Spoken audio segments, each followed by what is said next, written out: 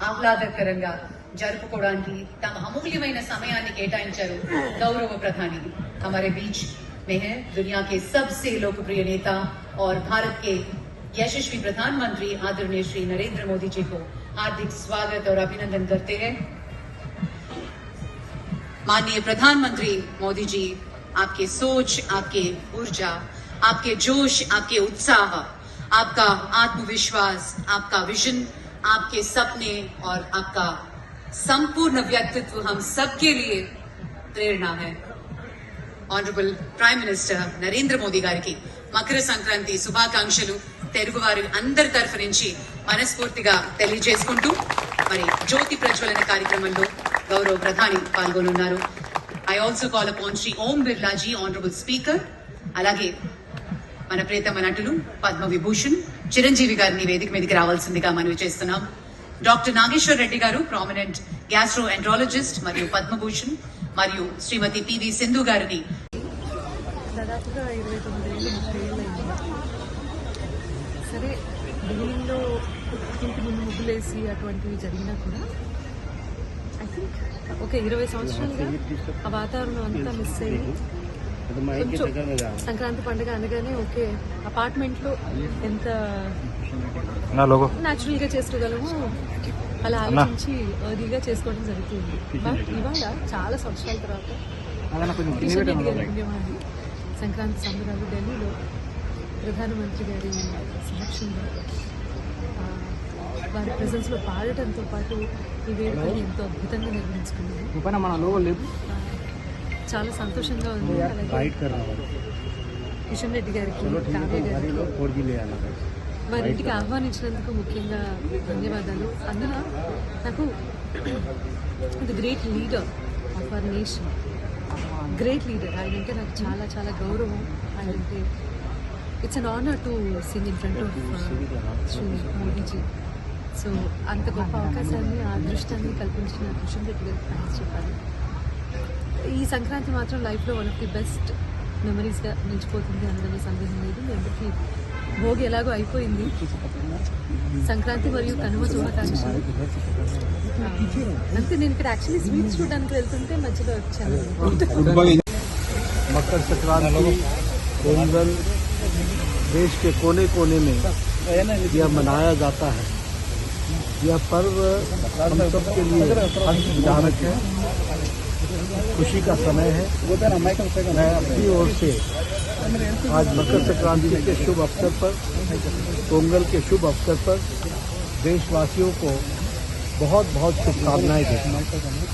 साथ ही इस अवसर पर ईश्वर से कामना करता हूँ कि हमारा समाज, हमारा देश, मानवता सुखी रहे, मंगलमय रहे और सब आदरणीय प्रधानमंत्री मोदी जी के नेतृत्व में विकसित भारत के संकल्प को पूरा करने में अपना योगदान करें। इन्हीं शब्दों के साथ मकर संक्रांति की बहुत बहुत థ్యాంక్ యూ సార్। ఇది సంక్రాంతి పండుగ మహారాష్ట్రలో కూడా జరుగుతుంది, సంక్రాంతి పండుగ తెలంగాణ రాష్ట్రంలో కూడా జరుగుతుంది, సంక్రాంతి పండుగ అనేక రాష్ట్రాల్లో జరుగుతుంది। కాబట్టి సంక్రాంతి కానుకగా పసుపు బోర్డు పని రేపటి నుంచి ప్రారంభం కావడము నేను శుభసూచకమని ఈ సందర్భంగా భావిస్తా ఉన్నాను। ఈ యొక్క సంక్రాంతి పండుగను అనేక పేర్లతో ఈ యొక్క ఉత్సవాలను ఎంతో ఘనంగా నిర్వహిస్తూ ఉంటారు। సుమారు 20 రాష్ట్రాలలో ఈ సంక్రాంతి పండుగ జరుగుతుంది। మనము సంక్రాంతి అంటాము, కొంతమంది మకర సంక్రాంతి అంటారు, పొంగల్ అంటారు, బేహు అంటారు,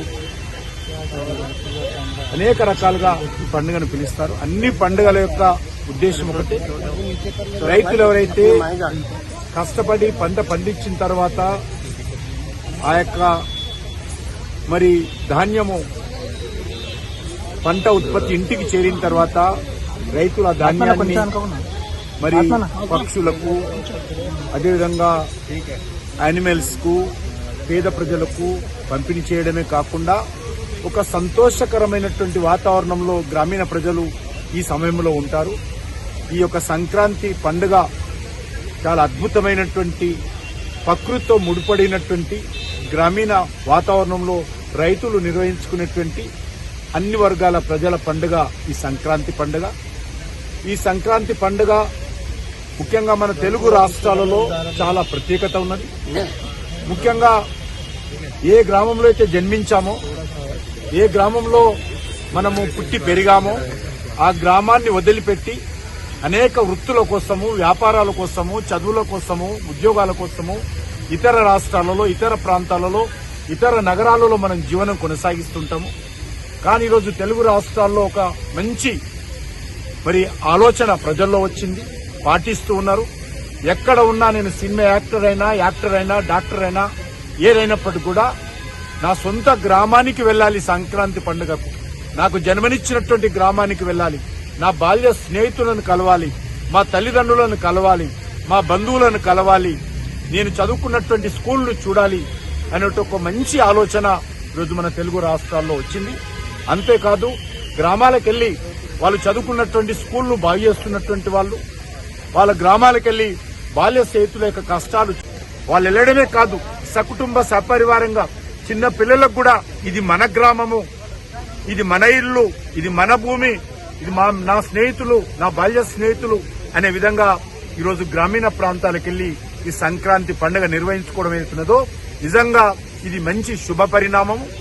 మార్చ్ టు విలేజెస్, గ్రామాలకు తరలండి అనే విధంగా ఈ సంక్రాంతి పండుగ సందర్భంగా వెళ్తా ఉన్నాము. ఇది చాలా శుభ పరిణామాన్ని కోరుకుంటూ నేను ఈ సంక్రాంతి పండుగ మొదటిసారిగా నా అధికార నివాసంలో ఢిల్లీలో నిర్వహించాను. ఈసారి మన అనేక మంది పార్లమెంట్ సభ్యులు, కవులు, కళాకారులు, అదేవిధంగా గౌరవ పార్లమెంట్ సభ్యులు, అనేక మంది కేంద్ర మంత్రులు, మన దేశ ప్రధానమంత్రి నరేంద్ర మోడీ గారు, లోక్సభ స్పీకరు అదేవిధంగా ఓం బిర్లా గారు, బీజేపీ అధ్యక్షులు జగత్ప్రకాష్ నడ్డా గారు, ఈ రకంగా అనేక మంది కూడా వచ్చి ఈ యొక్క సంక్రాంతి పండుగ కార్యక్రమంలో పాల్గొన్నారు. నేను ఈ సందర్భంగా తెలుగు ప్రజలకు, అదేవిధంగా దేశ ప్రజలకు ఈ సంక్రాంతి పండుగ సందర్భంగా హృదయపూర్వకమైనటువంటి శుభాకాంక్షలు తెలియజేస్తా ఉన్నాను. ఈ సంవత్సరము మీ అందరూ కూడా మీ జీవితాలలో నిజమైనటువంటి క్రాంతి రావాలని భగవంతుని ప్రార్థిస్తా ఉన్నాను. ముఖ్యంగా ఈ సంక్రాంతి పండుగ సందర్భంగా ఏదైతే పసుపు రైతులు ఉన్నారో ఆ పసుపు రైతులకు ఏదైతే గత ఎన్నికలప్పుడు నరేంద్ర మోడీ గారు ప్రకటించారో పసుపు బోర్డు ఏర్పాటు చేస్తామని, దానికి ఈరోజు కార్యరూపం దాల్చింది.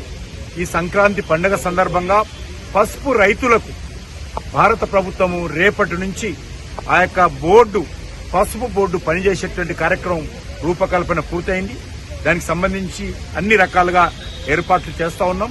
మన నిజామాబాద్ లో, హైదరాబాద్ లో, ఇతర రాష్ట్రాల్లో కూడా ఈ యొక్క కార్యక్రమాలు కొనసాగుతాయి.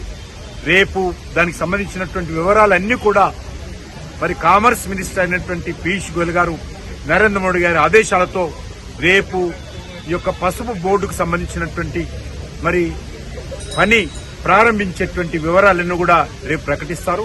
నేను మరొకసారి తెలంగాణ, మహారాష్ట్ర, మధ్యప్రదేశ్, అదేవిధంగా ఛత్తీస్గఢ్ లాంటి రాష్ట్రాలలో అత్యధికమైనటువంటి పసుపు పండుతుంది.